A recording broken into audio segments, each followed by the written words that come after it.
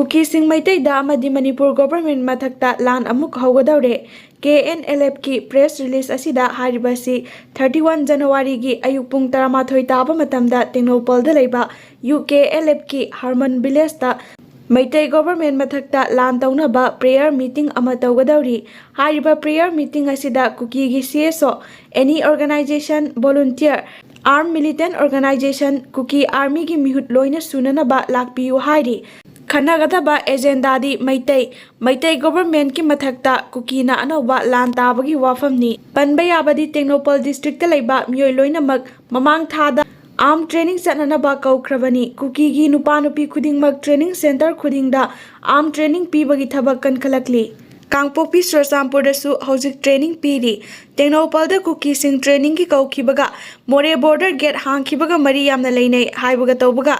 Myanmar Tamu Township ta KNAB gi operation kankhalakliba amadi numai kapnaba helakliba asini Myanmar border da makatana khuthoknabada KNAB tarataruk Leikhidre khulai tarataruk su laukhre Indo Myanmar border paringi pillar number 87 gi Kamjong district tainaba yangau pokhul manakta nahaldagi hauraga ngarang numidang fawba Manipur gi apunba lalolup singi lanmi singa Kuki National Army Burma amadi Indian Army gi apunba khutpuni haina thajaba kangbuga Akanba maongda khut thoknabagi thodokta KNAB gi maikaida miyoi 13 rom sikhibaga loinana khulai 13 Manipur gi apunba lalholup singna fangkhre hairi khut thoknabagi thodok asi thokraba matung ngasi ayuksu Saigang region gi Tamu district ki manungsanba Khumunom village ki area da amuk hana nakal animakta Akanba maongda nomai kapna khre hairi pause sina fangba pawgi matung inadi ngasi ayuk pung 3 makhairom tarakpa matamdagi hauna nakal animakta nomai kapna khi